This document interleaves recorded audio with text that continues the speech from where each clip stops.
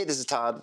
If you've watched some of my videos, you might know that I run a pretty heavy improv-focused home game. I thought it might be interesting, helpful to cover 3 tips that I think will help you improve your improv, D&D, OSR, whatever tabletop role-playing game you are running, refereeing. So let's see how it works.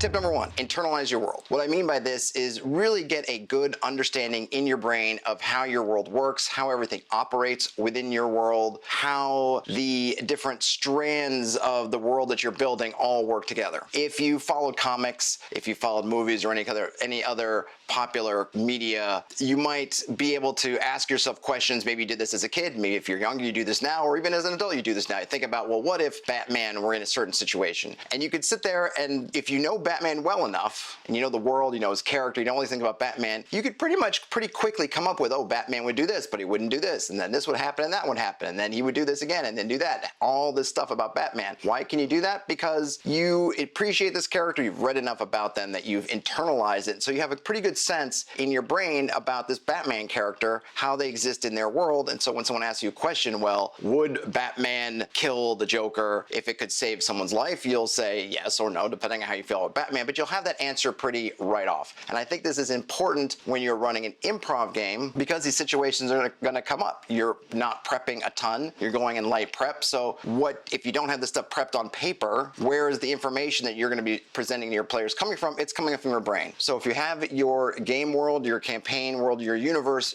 really well internalized in your brain, that will be where you can draw on this information from. And in the absence of having stuff about your world in your brain, that's where you could fall back into our world, into different media culture, things you've read. If you're running a world that's a lot like Lord of the Rings, for example, then if you don't know what would happen in your world, you could think about, well, what would happen if it was Lord of the Rings, and do that. Or maybe it's Star Wars, or it's Flash Gordon, or it's Star Trek, or it's Pokemon, whatever it is, you can have those backups. But you have this encyclopedia, if you will, of knowledge in your brain. You haven't written it down, but it's in there somewhere, and then when the time comes, you're able to roll back in your brain, pull that piece of information out, and present it. Second tip is take a lot of notes. One of the problems that can happen in a game that's heavily improved is that the world can become inconsistent, and the reason for that is that you may forget details from one session to the next, and then you start improving more details to fill in, and then you find that you've made conflicts. It could be something as basic as somebody's name flip-flopping, but it could be more important than that. It could be more central than that. You might forget somebody's name and then give them a new name. That would be an easy one. Okay, ha ha ha, that's fine. But it might be something more core to what's happening. Somebody could flip-flop alignment. Somebody's whole motivations could change. You had a great idea on the last game day about why someone's doing something, but you forget about it. Then the next week you come out with something else. Then maybe the players in the next week pick up on the first thing, looking at their notes, and then suddenly there's this weird confusion of, hey, I thought this person was going after the ring to do this, and now you've been setting up, no, it's been this. And then you start thinking, oh, how am I going to put these two together? I don't know. And of course, you generally don't want to reveal to your players that you're kind of making stuff up as you go along. At least I try not to reveal that. If you do, hey, that's great. But then you're caught in what could be a quandary of all these different versions of the shared reality that are floating around. And not only that, but once players start making decisions based on information that you no longer share, that can lead into other issues. So as you're presenting stuff in the game, take good notes. If you name people, write them down. If things happen, write them down. If you set somebody's character in motion, you give them a particular motivation, you set their alignment, or you set their goals, or you reset their goals, whatever it is, write it down, take good notes, because sometimes that's all you're going to have to keep your games consistent, and that's going to keep the world coherent.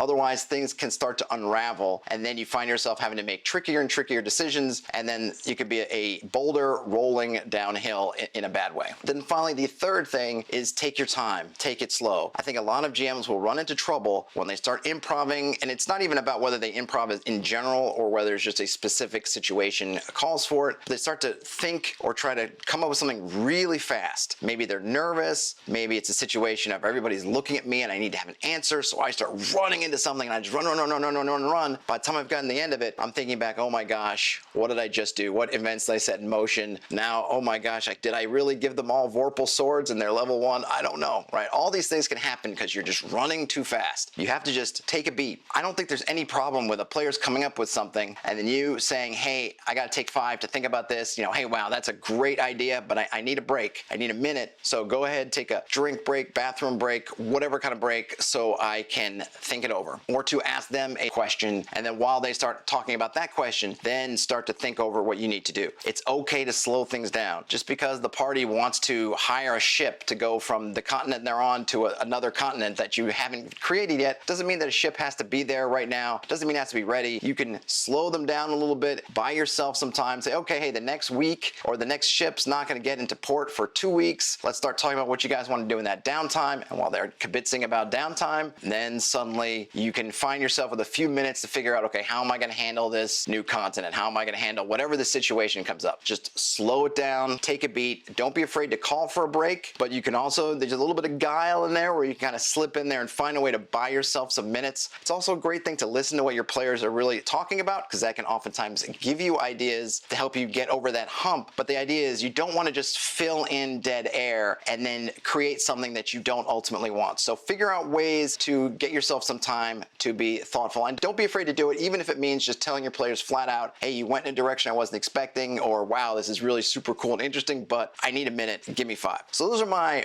rule of 3, I guess, or a rule of 3, a power of 3, if you will. Internalize your world, take good notes, and don't be afraid to ask for some time. Slow down before you throw stuff out there, because once you've thrown it out there, it's really hard to get back. So take your time. Those would be my power of 3 to help you improve your improv gaming. That's all I got for now. I will talk to folks later. Game on. Bye, everybody.